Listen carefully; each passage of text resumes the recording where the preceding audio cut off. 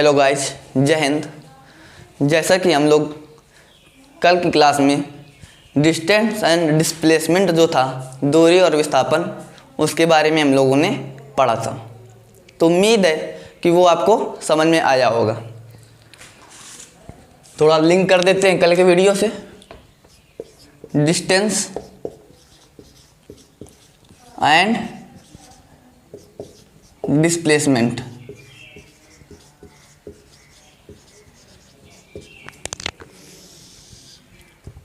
तो एक बात इसमें क्लियर कर लेते हैं, कल शायद हमने नहीं बताया था। डिस्टेंस एंड डिस्प्लेसमेंट में डिस्टेंस हमारी स्केलर क्वांटिटी है, स्केलर क्वांटिटी, अदिश राशि।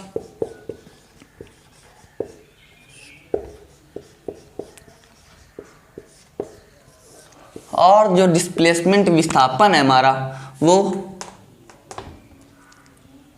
वेक्टर क्वांटिटी,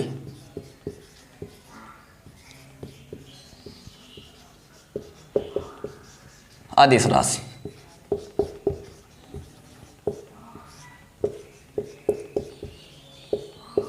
तो ये दोस्तों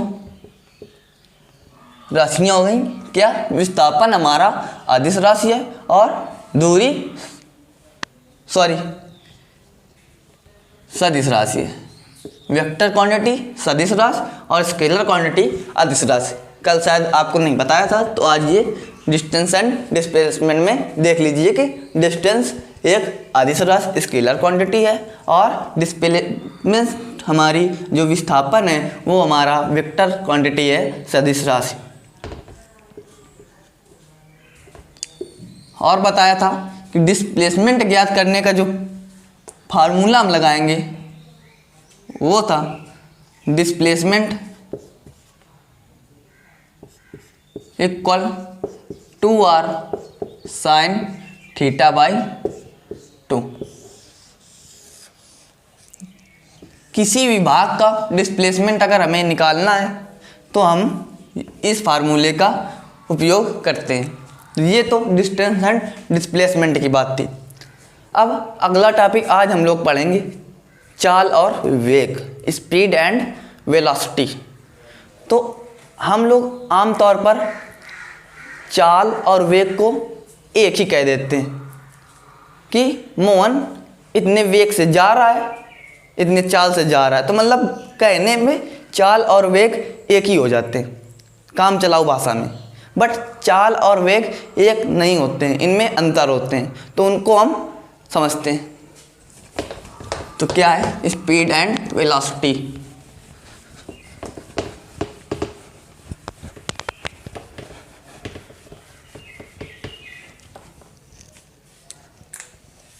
चाल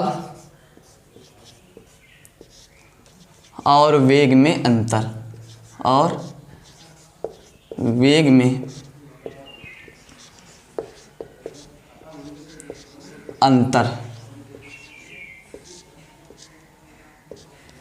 स्पीड एंड वेलोसिटी।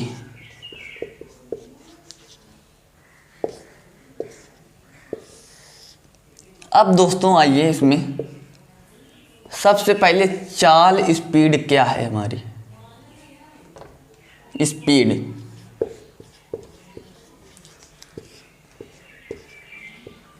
प्रति एकांक समय में, क्या?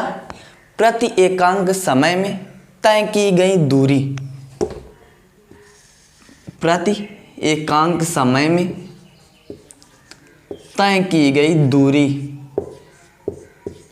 को हम चाल कहते हैं दोस्तों। तो चाल स्पीड बराबर दूरी बटे समय। चाल बराबर क्या आ जाएगा हमारा? दूरी बटे समय। तो एकांक समय में तय की गई दूरी को चाल कहते हैं। तो ये तो हमारी स्पीड हो गई। अब वेग की बात करते हैं। वेग वेलोसिटी, वेलोसिटी तो एकांक समय में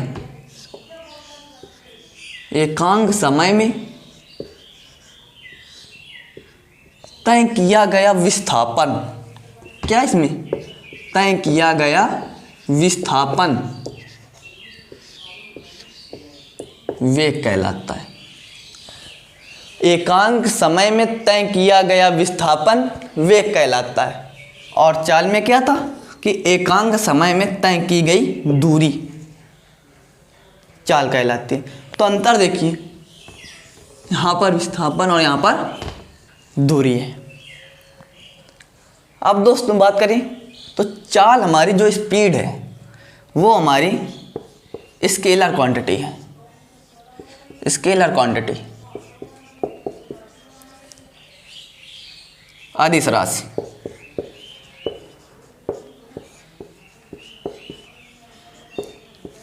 और जो वेग है हमारी वेलोसिटी, ये है वेक्टर क्वांटिटी, वेक्टर क्वांटिटी सदिश राशि।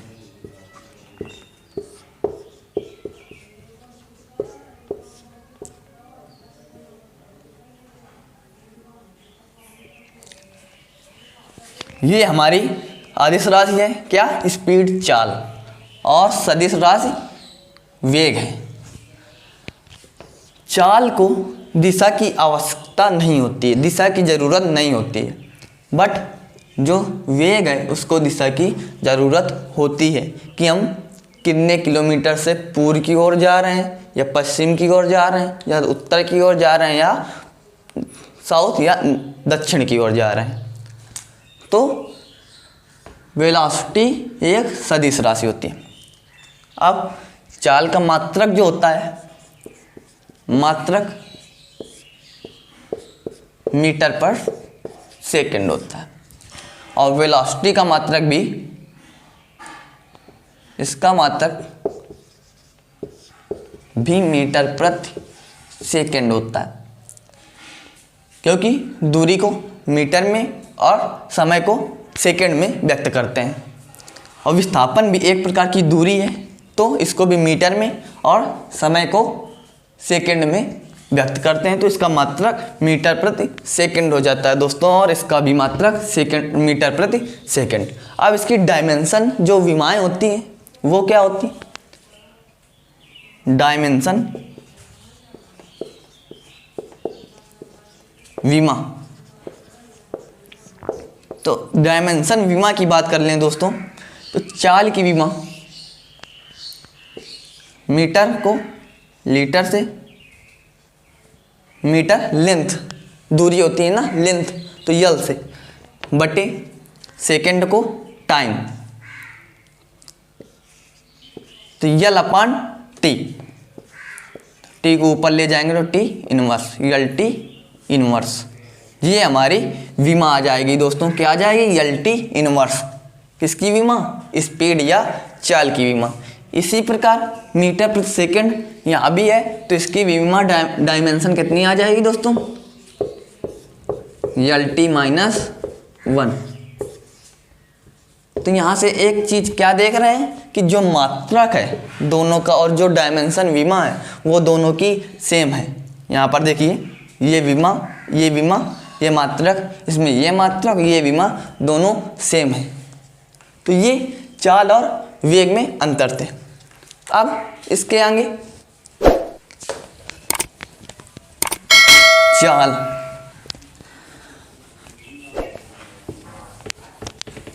स्पीड देखते हैं और आगे समझने का प्रयास करते हैं। स्पीड, चाल, जो चाल है हमारी वो दो प्रकार की होती है। क्या क्या, एक होती है औसत चाल, औसत चाल, एवरेज वेलोसिटी, एवरेज स्पीड बोलते हैं, सॉरी, एवरेज स्पीड। और दूसरी तात्क्षणिक चाल, तात्क्षणिक चाल, इंस्टेंटेनियस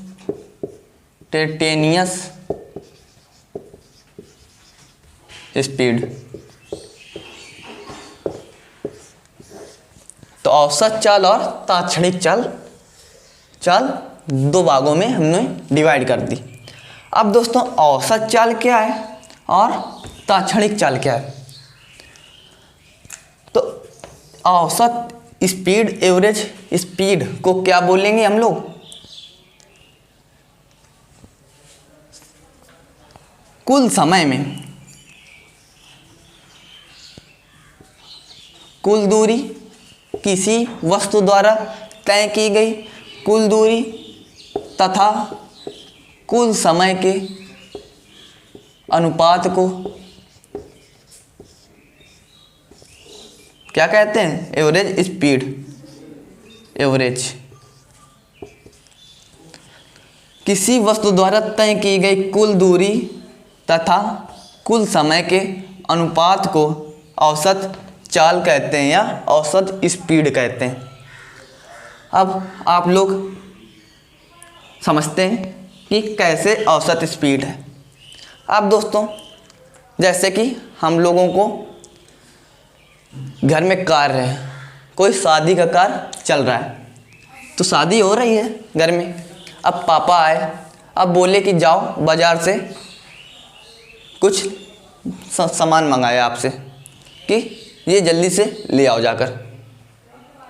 अब आपसे कहा कि या तुम जल्दी से जाओ और 30 मिनट में, एक टाइम तुमसे बोल दिया कि तुम जाओ और 30 मिनट में वो सामान लेकर आ जाओ। पापा ने क्या कहा तुमसे? 30 मिनट में वो सामान लेकर आ जाओ। और कहा जाओ अच्छा हमारी बाइक ले लो, बाइक खड़ी है, जाओ बाइक ले लो और 30 मिनट में बाज़ार से वो चीज़ लेकर आओ। अब तुम गए, गाड़ी स्टार्ट की, तो अभी तो चाल तो एक भी नहीं है ना, चाल जीरो, तो समय जीरो है कि नहीं? आपकी चाल जीरो होगी तो समय भी जीरो होगा। अब समय बढ़ेगा। अब आप मान लेते हैं 10 मिनट में बाज़ार पहुंच गए। क्या 10 मिनट में बाज़ार पहुंच गए?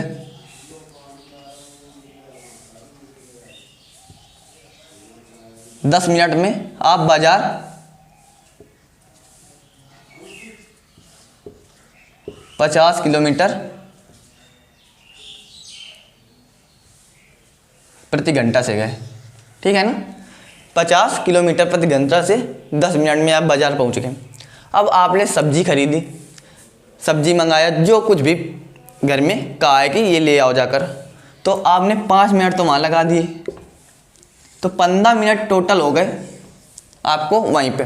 अब वहीं पे आपका दोस्त आ गया बाज़ार में ही, तो बातें कर लेते हैं, गप्पे लड़ाने लगे आप दोनों।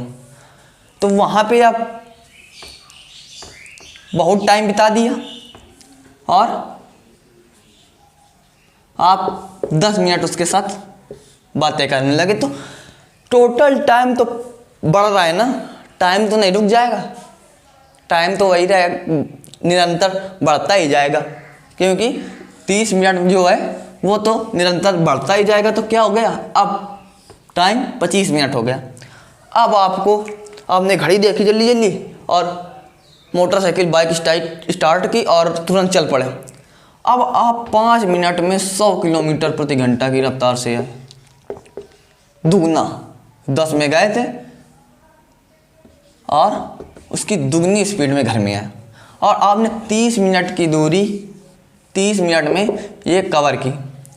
तो 50 किलोमीटर प्रति घंटा से गए थे और 100 किलोमीटर प्रति घंटा से आए, और इन दोनों के बीच की टोटल दूरी जो थी बाजार से, वो यक्ष दूरी, कुछ दूरी मान लेते हैं। तो इस प्रकार से औसत चाल निकालते हैं। तो कुल दूरी यक्ष बटे कुल समय, समय बराबर दूरी बटे चाल। तो दूरी यक्ष है, दूरी बटे चाल। तो पहले 50 किलोमीटर से गए और 100 किलोमीटर से आए, तो इस प्रकार से ये औसत चाल ज्ञात करते हैं। अब तात्क्षणिक चाल क्या है? अब तात्क्षणिक चाल इंस्टेंटेनियस स्पीड। अब आप बाइक में बैठे हैं, बाइक जा रही है आपकी 30 किलोमीटर प्रति घंटा की रफ्तार से। 30 किलोमीटर प्रति घंटा की रफ्तार से आप चल रहे हैं बाइक पे, और अचानक 1 सेकंड कुछ ऐसा आया जैसे कि 5 सेकंड में 30 किलोमीटर प्रति घंटा की रफ्तार आपने कर ली, और अचानक 6वें सेकंड में कुछ ऐसा हो गया कि आपकी स्पीड बिल्कुल 5 से 30 किलोमीटर प्रति घंटा से होकर 60 किलोमीटर प्रति घंटा हो गए। तो अचानक स्पीड बढ़ी ना, ताक्षणिक बिल्कुल तुरंत 1 सेकंड में जो हुआ, सिर्फ 1 ही सेकंड की बात की जा रही है, एक विशेष सेकंड की ओर दर्शाया जा रहा है हम लोगों को कि इस सेकंड में चाल हमारी इतनी बढ़ गई, 60 किलोमीटर प्रति घंटा हो गए। तो ये ताक्षणिक चाल कहलाती है। अब दोस्तों इसी प्रकार वेग की बात करें तो वेग भी हमारा 2 प्रकार का होता है। वेग क्या है? वेग भी 2 प्रकार की होती है। वेलोसिटी, वेग, वेलोसिटी। एक होती है औसत वेग और दूसरी ताक्षणिक वेग। औसत वेग को एवरेज वेलोसिटी,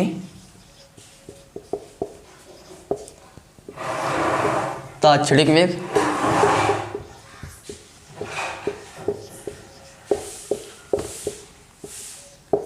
इंस्टेंटेनियस वेलोसिटी।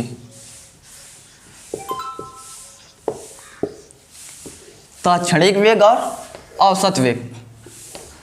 अब दोस्तों औसत वेग है क्या?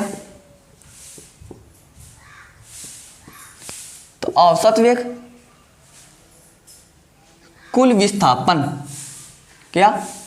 कुल विस्थापन, नीचे लिख देता हूं, कुल विस्थापन, किसी वस्तु द्वारा तय की गई कुल विस्थापन तथा कुल समय के अनुपात को, कुल समय के अनुपात को औसत वेग कहते हैं। किसी वस्तु द्वारा कुल तय किए गए कुल विस्थापन तथा कुल समय के अनुपात को हम लोग औसत वेग कहते हैं, औसत एवरेज वेलोसिटी। तो ये तो औसत वेग हो गया। क्या दोस्तों? औसत वेग कुल विस्थापन तथा कुल समय के अनुपात को एवरेज वेलोसिटी कहते हैं, वी एवरेज। इस प्रकार से इसको लिखते हैं। अब कुल विस्थापन,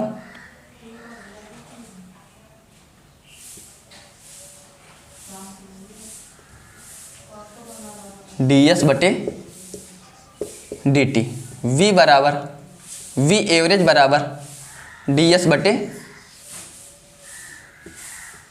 dt। ठीक है ना? तो इसमें जब d आ जाए तो छोटे फॉर्म को दर्शाता है, और जो डेल्टा होता है वो बड़े। जैसे डेल्टा आ जाए, डेल्टा यस अपन डेल्टा टी लिखा है, औसत स्पीड v बराबर डेल्टा यस अपन डेल्टा यस अपन डेल्टा टी। तो डेल्टा यस का मतलब क्या है? अंतिम चाल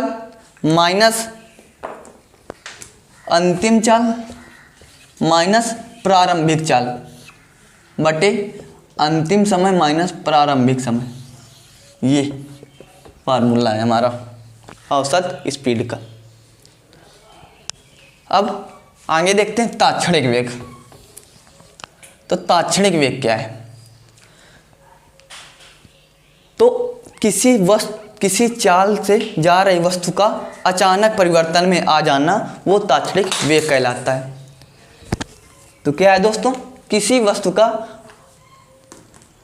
अचानक परिवर्तन में आ जाना, किसी चाल से जा रही है और उसका अचानक परिवर्तित हो जाना, वो ताक्षणिक वेग कहलाता है। तो ये तो औसत वेग, ताक्षणिक वेग की बात हो गई।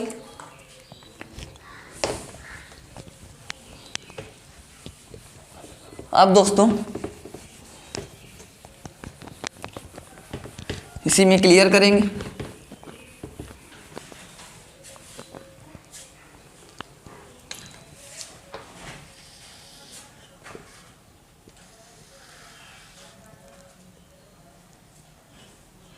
एक समान चाल, एक समान चाल और असमान चाल।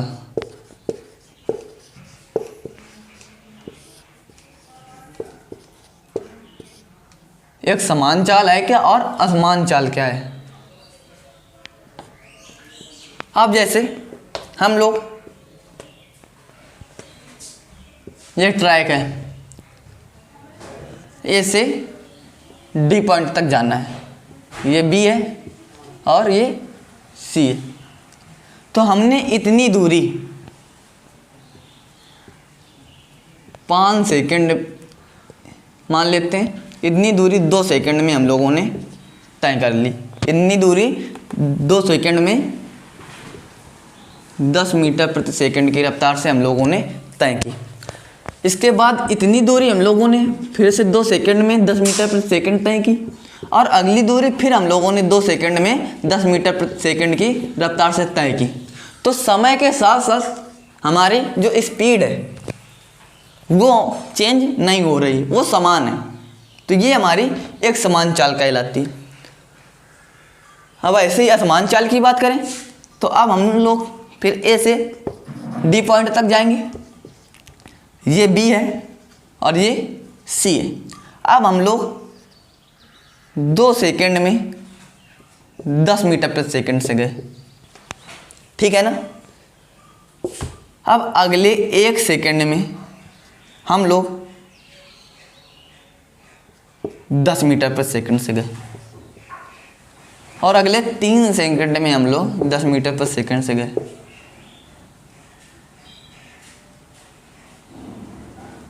एक सेकंड में हम लोग 7 मीटर प्रति सेकंड से गए, और यहाँ पे हम 5 मीटर प्रति सेकंड से गए, ठीक है ना। तो यहाँ पर देखिए कि समय के साथ साथ जो चाल है वो हमारी बदल रही है, असमान चाल है, और यहाँ पे समान चाल है। तो ये एक समान चाल और असमान चाल हो गई। अब बात करें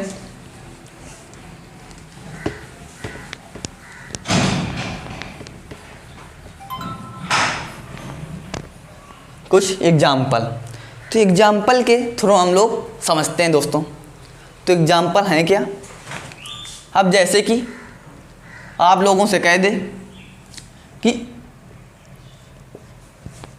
2 वस्तुएं, क्या 2 वस्तुएं ए व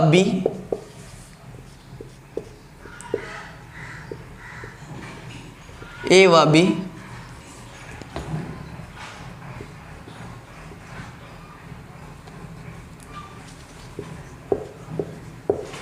असमान चाल से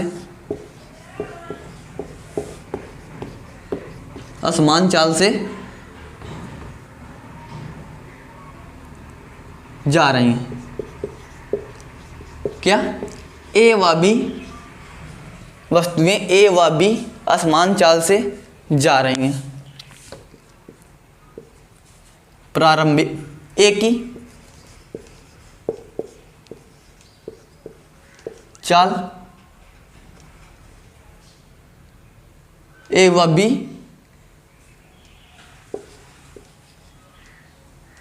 कुछ दूरी असमान चाल से जा रही हैं। तो ए की चाल जाने में 20 मीटर प्रति सेकंड तथा वापस आने में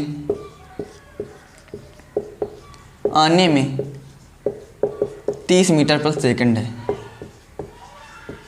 अब इसकी पूछ रहा है औसत चाल बताइए। तो औसत चाल कैसे ज्ञात करेंगे? औसत चाल का फार्मूला हम लोगों ने पढ़ा, वी एवरेज बराबर क्या, वी एवरेज बराबर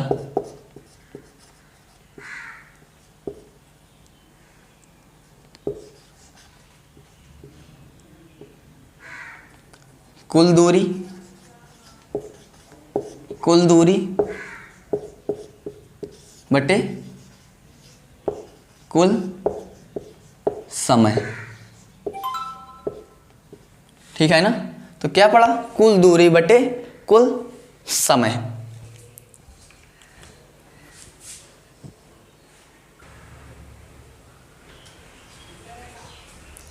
तो दोस्तों वी एवरेज कुल दूरी बटे कुल समय। अब देखते हैं, ये P बिंदु है और ये Q बिंदु है। यहाँ से A जा रही Q तक, ये A वस्तु है सारी, A माना है ना, और ये B है। तो A से B तक की दूरी टोटल मान लेते हैं D। तो D गई और D वापस आई, क्योंकि कह रहा है A जाने में जितनी दूरी तय करेगा, तो B जब वापस आएगा तो वो उतनी ही दूरी लौट कर आएगा ना। हम लोग स्कूल से, घर से स्कूल जाते हैं तो घर से स्कूल आते हैं, तो उतनी ही दूरी तय करते हैं ना। तो टोटल दूरी D हो गई, टोटल दूरी D प्लस D हो जाएगी, क्योंकि D जाएंगे और D आएंगे, तो टोटल दूरी हमारी जो जाने और आने की होगी, जो ट्रैक होगा, इसकी दूरी हमारी होगी 2D। होगी कि नहीं होगी, 2D। A से B तक जाएगा और B से A तक आएगा, तो A से B में जाने पर D दूरी तय करेगा और B से A आने पर भी D दूरी तय करेगा, तो टोटल दूरी हमारी 2D हो जाएगी। तो टोटल दूरी 2D। अब कुल समय बराबर दूरी बटे चाल। ये आप लोग जानते ही हैं, समय बराबर दूरी बटे चाल। तो दूरी क्या है, D A द्वारा, और चाल 20 मीटर प्रति सेकंड, प्लस अब दूरी आने में B द्वारा D और 30 मीटर प्रति सेकंड। अब इसका एलसीएम ले लेंगे दोस्तों, तो 2D बटे यहाँ से आ जाएगा 60, एलसीएम आ जाएगा हमारा, और 20 3 60, 3D प्लस 2D बचेगा, 3D प्लस 2D। अब इधर देखते हैं, वी एवरेज बराबर 2D पूरे बटे 5D बटे 60। तो D से D हमारा कैंसिल हो जाएगा और ये 60 ऊपर चला जाएगा, तो 120 बटे 5 आ जाएगा। और जब इसका 5 का भाग 120 या 120 में देंगे दोस्तों, तो 5 दूनी 10, 5 चौके 20, 24 मीटर प्रति सेकंड। ये हमारी औसत स्पीड आ जाएगी वी एवरेज। क्या आ जाएगी वी एवरेज, 24 मीटर प्रति सेकंड। इस प्रकार से औसत चाल हम लोग निकालेंगे। अब दोस्तों अगला सवाल है यहीं पर। अब इसके लिए कुछ सूत्र हैं, उनको हम याद कर लें तो हमें ये सब इतना नहीं करना पड़ेगा।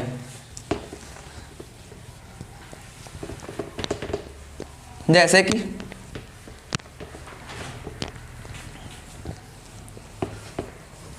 आइए देखते हैं क्या एग्जाम्पल है।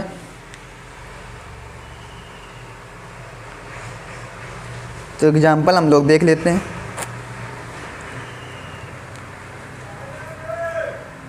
तो आप लोग स्क्रीन में देखिए एग्जाम्पल को और हम पढ़े दे रहे हैं। तो क्या है, यदि कोई दो असमान चाल v1 x किलोमीटर घंटा और y किलोमीटर घंटा से दो दूरियां तय किए हुए। क्या, यदि कोई वस्तु दो असमान चाल x किलोमीटर घंटा और y किलोमीटर प्रति घंटा से दो समान दूरियां तय किए हुए हैं तो कुल दूरी के लिए औसत चाल, ये कह रहा है। तो यदि कोई वस्तु, अब x किलोमीटर प्रति घंटा और y किलोमीटर प्रति घंटा न मानकर हम v1 और v2 मान लेते हैं। तो यहाँ पर क्या दिया है आप लोग स्क्रीन में देखिए, यदि कोई वस्तु असमान चाल v1 किलोमीटर प्रति घंटा और v2 किलोमीटर प्रति घंटा से दो समान दूरियां तय किए हुए हैं तो कुल दूरी का औसत चाल। तो कुल दूरी का जब दो असमान चाल हों और असमान चाल के साथ साथ टाइमिंग जो है आपका समय, वो जो दूरियां हैं वो समांधी हों, असमान चाल हो, चाल असमान हो, बट डिस्टेंस है जो डिस्टेंस वो सेम हो। क्या असमान चाल के साथ साथ जो डिस्टेंस हमारी हो वो सेम हो, बराबर हो। तो सूत्र 2v1 v2 plus v1 plus v2, ये दोस्तों औसत चाल होती है। किसकी औसत चाल होती है? जब दो असमान चाल हों और डिस्टेंस दोनों की बराबर हो। जितनी दूरी उसने तय की, जैसे कि इतनी दूरी v1 वेग से और जब वापस आया तो इतनी दूरी v2 वेग से, तो दूरियां हमारी समान हो गई क्योंकि ये हमारी जो ट्रैक है, जो पथ है, वो हमारा सेम है। अब इसको निकालते कैसे हैं तो ये भी देख लेते हैं। अब ये यहाँ से जा रहा है तो इसकी टोटल दूरी d है, a से b पॉइंट तक। तो a से b पॉइंट तक गया तो d, और b से जब वापस आ गया तो b, d दूरी। तो टोटल दूरी 2d हो गई ना। तो औसत स्पीड बराबर v एवरेज बराबर हम लोगों ने पढ़ रखा है कुल दूरी। तो कुल दूरी हमारी 2d हो जाएगी, 2d बटे d अपन प्रारंभिक चाल। और प्रारंभिक चाल हम लोगों ने दोस्तों क्या मान रखी है? v1। क्या? d अपन v1 प्लस, अब दूसरी वस्तु के लिए आएंगे तो d अपान दूसरे की चाल हम लोगों ने क्या मान रखी है? v2। तो 2d अपान v1 प्लस d अपान v2। अब इससे कॉमन ले लेंगे, वो एलसीएम ले लेंगे, सॉरी। 2d अपान v1 v2 आ जाएगा। d दोस्तों इससे कॉमन ले लेंगे तो d से d कट कर देते हैं, d से कॉमन आ जाए तो v से v कट जाएगा, तो यहाँ से 1 बचेगा, यहाँ से 1 बचेगा। ठीक है ना, क्लियर है? तो 1 1, अब v1 तो v2 आ जाएगा प्लस v1। अब इसको ऊपर मल्टीप्लाई करा देंगे, 2v1 v2 अपान v1 प्लस v2। ये फार्मूला दोस्तों वही जो हमने बताया यहाँ पर, औसत चाल 2v1 v2 बटे v1 प्लस v2। तो ये दोस्तों तो हम लोगों को क्लियर रखनी है कि जब असमान चाल हो तो डिस्टेंस बराबर हो, असमान चाल हो लेकिन डिस्टेंस बराबर हो, तो ये सूत्र हम लोग लगा देंगे। ये तो दो वस्तुओं के लिए हो गए। अब 3 के लिए देखते हैं दोस्तों। अब यहीं पर 3 के लिए होता, 3 वस्तुओं के लिए पूछ देता कि 3 वस्तुओं की असमान चाल, 3 वस्तुओं की असमान चाल, 3 वस्तुएं असमान चाल से चल रही हैं, 20 30 50, 3 वस्तुएं असमान चाल से हैं और दूरी जो डिस्टेंस है उनकी वो सेम है। तो उसके लिए औसत स्पीड का फार्मूला क्या हो जाएगा? औसत चाल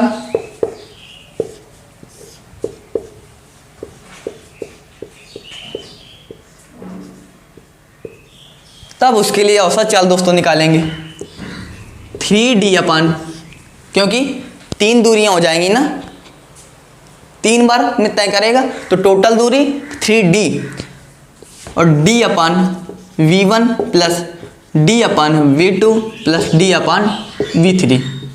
इस प्रकार से पहले दूरी की चाल को V1, दूसरे चाल को V2 और तीसरी चाल को V3 मानेंगी। अब D सबसे कॉमन ले लेंगे तो D से D कट हो जाएगा हमारा, तो ये कट हो गया, ये हमारे कट हो जाएंगे तो 1 1 1 आ जाएगा। ठीक है ना दोस्तों। अब V1 V2 V3 हम लोग एलसीएम ले लेते हैं, तो 3/V1 V2 V3। अब V1 का भाग देंगे तो V2 V3 बचेगा यहाँ से, प्लस V2 भाग देंगे तो V1 V3 बचेगा, और यहाँ से दोस्तों बचेगा V1 V2।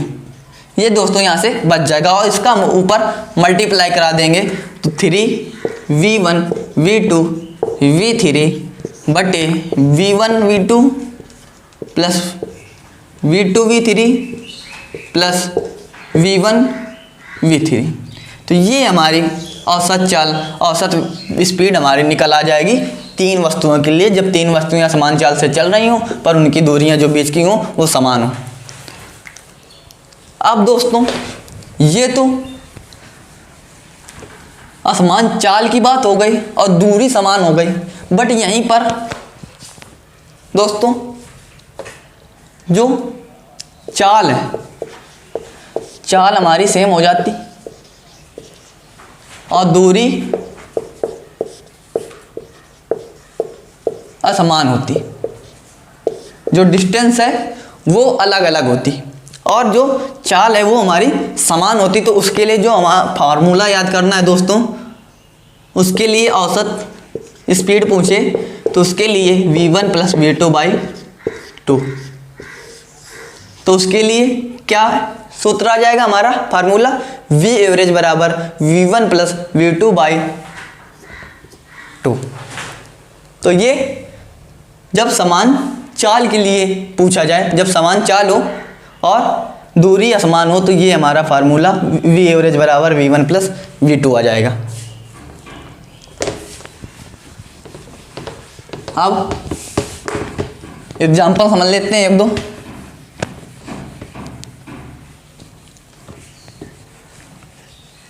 क्योंकि एग्जाम्पल के थ्रू समझते हैं तो हम लोग ज़्यादा अच्छे से क्लियर हो जाता है।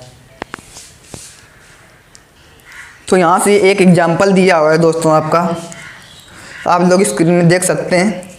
यदि कोई बस 60 किलोमीटर प्रति घंटा की चाल से पटना से मोतीहारी जा रही है, क्या पटना से मोतीहारी गई 60 किलोमीटर घंटा से और 40 किलोमीटर घंटा की चाल से वापस पटना लौट आती है, क्या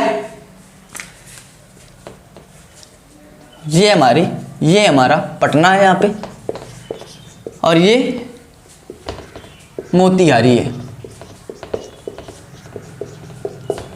तो यहाँ से पटना से मोतीहारी गई क्या 60 किलोमीटर प्रति घंटे की रफ्तार से दोस्तों, और वापस मोतीहारी से पटना आ गई 40 किलोमीटर प्रति घंटा की रफ्तार से। तो ये गई और ये वापस आ गई। अब दोस्तों देखिए इसमें दूरी तो समान है ना, ठीक है ना, पटना से मोतीहारी है, मोतीहारी से पटना है, तो दूरी तो हमारी समान है, बट चाल क्या है वो असमान है। तो दोस्तों इसमें पूछ रहा है कि यदि कोई बस 60 किलोमीटर प्रति घंटा की चाल से पटना से मोतीहारी जाती है और 40 किलोमीटर प्रति घंटा की चाल से वापस लौट आती है पटना, तो कुल दूरी के लिए औसत चाल क्या होगी।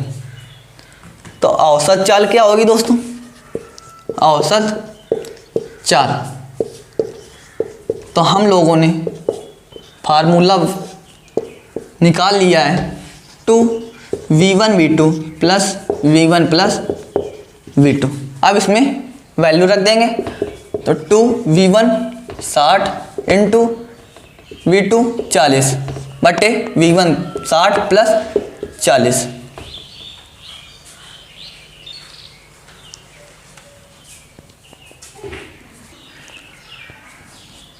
तो दोस्तों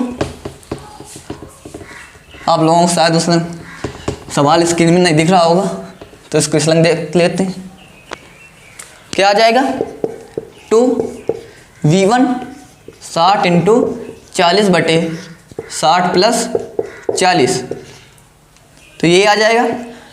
तो 2 इंटू 60 इंटू 40 ये आ जाएगा 100। दोस्तों एक जीरो से एक जीरो कट हो जाएगा और ये जीरो से ये जीरो कट हो जाएगा, तो इनका जब मल्टीप्लाई करा देंगे 6 दूनी 12, 12 चौको 48, तो यहाँ से आ जाएगा 48। वी एवरेज हमारा कितना आ जाएगा, औसत चाल कितनी आ जाएगी 48 किलोमीटर प्रति घंटा। तो औसत चाल हम लोगों ने क्या ज्ञात की दोस्तों, 48 किलोमीटर प्रति घंटा। तो ये हमारा एग्जाम्पल हो गया। तो ये तो आपको समझ में आया। अब एक और एग्जाम्पल देखते हैं दोस्तों, अगले एग्जाम्पल की ओर चलते हैं। अगला एग्जाम्पल है क्या है हमारा, अगला एग्जाम्पल हमारा यहाँ पर दे रखा है। अगला एग्जाम्पल है यहाँ पर कि एक पक्षी दोस्तों है, एक पक्षी नॉर्थ जो उत्तर की दिशा में 20 मीटर पर सेकंड की रफ्तार से 15 सेकंड के लिए उड़ता है। यहाँ से क्या है, एक पक्षी, ये पक्षी है, ये पूर्व, ये पश्चिम, ये उत्तर और ये दक्षिण। तो ये पक्षी यहाँ पर है। अब यहाँ से उड़ता है ये 15 सेकंड में 20 मीटर पर सेकंड, 20 मीटर पर सेकंड 15 सेकंड में उड़ा और यहाँ पर एक वृक्ष का पेड़ है और उस डाली पर बैठ गया। तो वहाँ पर वो 5 सेकंड के लिए उड़कर बैठ गया जाकर। तो यहाँ से 10 सेकंड में 15 मीटर पर सेकंड 20 दे रखा है, 20 मीटर पर सेकंड चला और वहाँ से 5 सेकंड के लिए यहाँ पर रेस्ट किया। 5 सेकंड यहाँ पर उसने रेस्ट कर लिया, ये रेस्ट वाले 5 सेकंड है उसके। अब फिर उड़ा वो, अब उड़ा दक्षिण की ओर। अब दक्षिण की ओर वो 24 मीटर पर सेकंड की रफ्तार से उड़ा, क्या 10 सेकंड में। तो इतनी दूरी अब उसने 10 सेकंड में कवर की 24 मीटर पर सेकंड की रफ्तार से। ये 24 मीटर पर सेकंड की रफ्तार से तय की और ये इतनी दूरी 20 सेकंड की रफ्तार से तय की और ये 24 मीटर पर सेकंड की रफ्तार से तय की उतने ही टाइम में 10 सेकंड में। हाँ तो ये 15 सेकंड में बोल रहा है, 15 सेकंड में 20 मीटर पर सेकंड और 10 सेकंड में 24 मीटर पर सेकंड की दूरी तय की। तो अब वो पूछ रहा है कि उसकी औसत average speed and average velocity बताइए क्या होगी पक्षी की। तो औसत चाल और औसत वेग पूछ रहा है दोस्तों, ये पूछ रहा है औसत चाल और औसत वेग के बारे में पूछ रहा है। तो दोस्तों सबसे पहले औसत चाल की बात करें तो औसत चाल बराबर हम लोगों ने फार्मूला पढ़ा कुल दूरी बटे कुल समय, ठीक है ना। तो यहाँ से कुल दूरी बटे कुल समय, तो कुल दूरी दोस्तों हम लोगों ने कितनी तय की, 20 गए 20 मीटर प्रति सेकंड और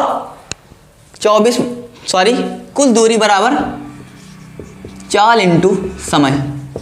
ये भी हम लोगों ने पढ़ा है, कुल दूरी बराबर पढ़ा है ना, चाल इंटू समय। अब कुल दूरी हम लोग ज्ञात कर लेंगे चाल इंटू समय से। तो चाल हमारी 20 मीटर पर सेकंड पहले 15 सेकंड के लिए थी, क्या पहले 15 सेकंड के लिए। तो चाल हमारी 20 मीटर पर सेकंड और समय 15 सेकंड में। तो ये आ जाएगा 300। ये हमारा 300 आ जाएगी दूरी, डिस्टेंस 300 मीटर, 300 मीटर। तो ये 15 सेकंड के लिए हुई ना, जब वो 20 मीटर पर सेकंड से गया, बट वो 5 सेकंड उसने रेस्ट किया वहाँ पर, और उसके बाद उसने 10 सेकंड में 24 मीटर पर सेकंड के लिए दूरी क्या दूरी होगी, चाल इंटू समय, इसमें मान रख देंगे। तो इसे D1 मान लेते हैं, इसको D2 मान लेते हैं। तो 24 इंटू 10 तो 240 मीटर आ जाएगा। अब दोस्तों 300 मीटर दूरी तय की पहली बार में, और दूसरी बार में 240 मीटर दूरी तय की। अब टोटल दूरी, कुल दूरी की बात कर रहे हैं दोस्तों, तो D बराबर कुल दूरी 300 और 240 को ऐड कर देंगे, तो 300 प्लस 240। तो इस प्रकार से हम लोगों ने कुल दूरी की दोस्तों बात कर ली। कुल दूरी तो हमारी हो गई, बट कुल समय की बात कर रहा है अभी, तो कुल समय देखते हैं। ये हमारा 15 सेकंड है। टोटल टाइम की बात करें तो पहले 15 सेकंड गया, फिर 5 सेकंड उसने रेस्ट किया, और फिर 10 सेकंड बाद वो दक्षिण की ओर फिर उड़ा। तो टोटल समय जो हमारा होगा वो 30 सेकंड हो जाएगा। टोटल समय कितना हो जाएगा, 30 सेकंड। तो 30 यहाँ पर रख देंगे, तो ये कितना आ जाएगा, 540/30। तो ये इससे कट हो जाएगा, 0 से 0, और 3 में भाग दे देंगे, 54 में 3 का भाग देंगे, तो क्या आ जाएगा, 3 × 3 = 3 × 24। तो ये औसत चाल हमारी दोस्तों आ जाएगी 18 मीटर प्रति सेकंड। तो ये तो हमारी बात हुई औसत चाल की। अब दोस्तों बात करेंगे हम लोग औसत वेग। तो औसत वेग निकालेंगे।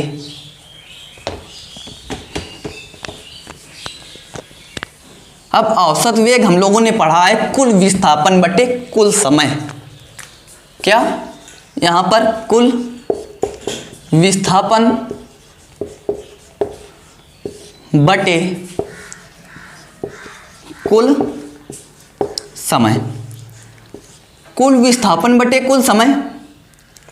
अब देखिए दोस्तों, यहाँ से हम लोग 20 मीटर पर सेकंड ऊपर उड़े और 24 मीटर पर सेकंड में नीचे आ गए यहाँ से। तो कुल विस्थापन इनका क्या हो जाएगा, 20 गए बट 24 आ गए, तो टोटल विस्थापन ज्ञात कर लेंगे। तो कितना, पहले दूरी हम लोगों ने कितनी तय की, पहले बार में 300 मीटर पर सेकंड तय की थी, 300 मीटर सॉरी, और दूसरी बार में 240 मीटर, ये दूरी हम लोगों ने तय की थी। अब जब विस्थापन की बात करेंगे तो 300 में 240 को घटा देंगे, तो 300 में जब 240 को लेस करेंगे तो 60 मीटर आ जाएगा। तो ये हमारी विस्थापन आ जाएगी 60 मीटर दोस्तों, 60 मीटर। बट कुल समय हम लोगों ने अभी निकाला था 30 सेकंड, तो कुल समय 30 सेकंड रख देंगे, तो ये हमारा कैंसिल हो जाएगा। तो यहाँ से बचेगा 2 मीटर पर सेकंड। तो औसत वेग की बात करें तो दोस्तों वो आएगा 2 मीटर पर सेकंड, और औसत चाल की बात करें तो वो हमारा आया था 18 मीटर प्रति सेकंड। तो इस प्रकार से हम लोग औसत चाल और औसत वेग निकाल लेंगे। अब एक चीज़ और देख लेते हैं दोस्तों इसमें। अब इतना पढ़ लिया तो वो क्यों गंवा दें, उसको भी पढ़ लेते हैं साथ में, कुछ छोड़ना नहीं है, सब पढ़ते चलना है, क्योंकि वो इम्पॉर्टेंट भी है हम लोगों के लिए, तो उसको छोड़ना नहीं है, उसको पढ़ लेना है साथ में। तो मान लेते हैं दोस्तों, हम लोगों ने ए पॉइंट से 4 मीटर चले, ठीक है ना, और यहाँ से 3 मीटर चले ऐसे, अब ऐसे 4 मीटर चले और ऐसे 3 मीटर चले। अब अगली दूरी पर ऐसे 4 मीटर गए और 3 मीटर यहाँ से वापस आ गए। तो ये 3 दूरियां हम लोगों ने तय की, ठीक है ना। पहले सीधे रेखा में चले 7 मीटर, फिर ऐसे 7 मीटर चले और फिर ऐसे 7 मीटर चले। तो कुल दूरी तीनों की कुल दूरी जो होगी वो दोस्तों 7 मीटर हो जाएगी, ठीक है ना। तीनों की कुल दूरी 7 मीटर हो जाएगी। अब यहीं पर बात करें औसत चाल, अब इसकी पूछे औसत चाल बताइए। औसत चाल, औसत चाल की बात करें दोस्तों तो कुल दूरी बटे कुल समय। मान लेते हैं सब ये 7 सेकंड में सभी दूरियां तय कर रहे हैं, सॉरी 10 सेकंड में मान लेते हैं, 10 सेकंड में सभी दूरियां तय की जाती हैं। 10 सेकंड में 7 चला, 10 सेकंड में 7 चला, 10 सेकंड में 7 चला, तो ये तीनों दूरियां 10-10 सेकंड में उसने तय की। अब तो औसत चाल बराबर क्या होती है? कुल दूरी बटे कुल समय। तो कुल दूरी हमारी 7 मीटर आ गई और समय क्या है 10, तो यहाँ से 0.7 मीटर पर सेकंड, ये तो औसत चाल हो गई। अब औसत वेग इसी में पूछे, औसत वेग। अब औसत वेग होता है दोस्तों कुल विस्थापन बटे कुल समय। तो विस्थापन हमारा क्या होगा? तो विस्थापन एक सीध में या ट्रैक में, तो विस्थापन जितना होगा, जितनी दूरी होगी उतनी तो विस्थापन होगी हमारी। तो विस्थापन भी हमारी कितनी हो जाएगी 7 मीटर बटे समय कितना दिया है कुल समय। तो ये आ जाएगा दोस्तों औसत चाल और औसत वेग इसमें इक्वल आ जाएंगे। अब इसकी बात करें, ये तो इसकी बात हो गई। अब इसकी बात करें औसत चाल की। औसत चाल तो इसमें कुल दूरी दोस्तों 7 मीटर पर सेकंड और कुल समय 10 है, तो ये आ जाएगा 0.7 मीटर प्रति सेकंड। ये तो औसत चाल हो गई। बट औसत वेग जब निकालेंगे दोस्तों, औसत वेग, तो हमें एक बात ध्यान कर लेनी है कि क्या बताया गया था कि दो न्यूनतम बिंदुओं के बीच की दूरी को औसत वो विस्थापन डिस्प्लेसमेंट कहते हैं दोस्तों। ये डिस्प्लेसमेंट हमारा ना हुआ, ये हमारी हुई कुल दूरी, बट कुल विस्थापन हमारा ये होगा दोस्तों डिस्प्लेसमेंट। तो डिस्प्लेसमेंट जब निकालेंगे तो यहाँ से 5 मीटर आ जाएगा, और 5 मीटर जब आ जाएगा तो 5 बटे टोटल समय 10, तो 0.5 मीटर प्रति सेकंड। तो यहाँ से औसत चाल 0.7 मीटर पर सेकंड और औसत वेग 0.5 मीटर पर सेकंड। तो यहाँ से हमारा जो देख रहे हैं वेग है वो कम आ रहा है औसत चाल की अपेक्षा। अब इसकी बात करें, इसकी तीसरे पॉइंट की, तो औसत चाल इसमें निकालेंगे। तो औसत चाल हमारी 7 बटे कुल दूरी बटे कुल समय, तो 0.7 मीटर पर सेकंड आ जाएगा।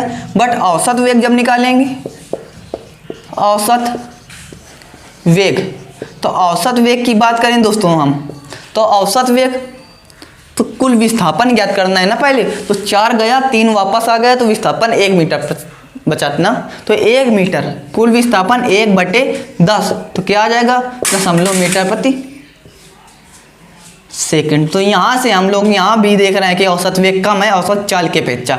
यहाँ पर औसत वेग औसत चाल बराबर थे, यहाँ पर औसत वेग अधिक और औसत वेग कम, यहाँ पर औसत चाल अधिक और औसत वेग कम। तो यहाँ से एक हम लोगों ने ये जान लिया कि कभी औसत चाल से औसत वेग ज़्यादा नहीं हो सकता है, औसत चाल ही हमेशा ज़्यादा होगी। औसत वेग के बराबर तो हो सकती है औसत चाल, बट औसत चाल से औसत वेग कभी ज़्यादा नहीं हो सकता है। तो यहाँ से क्या निकालेंगे, औसत वेग,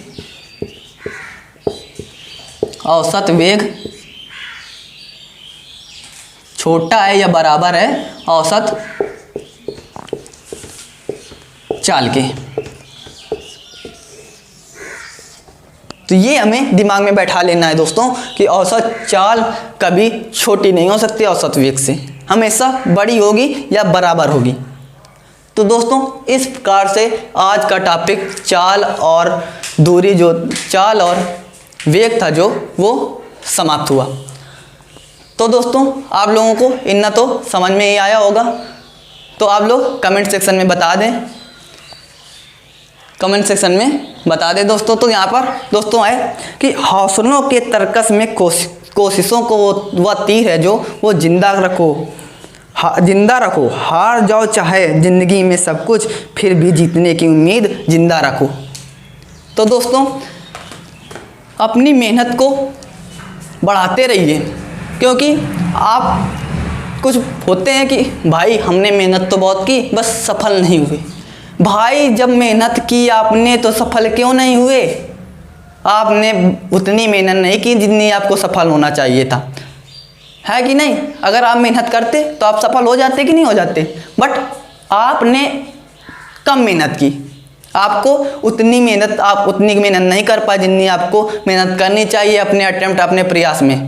तो दोस्तों आप मेहनत करते रहिए और नोट्स बना लीजिए दोस्तों। तो चलिए दोस्तों, हम मिलते हैं आपको अगली क्लास में। तो जब तक के लिए जय हिंद। और दोस्तों क्लास को ज़्यादा से ज़्यादा शेयर कीजिए और लाइक कीजिए।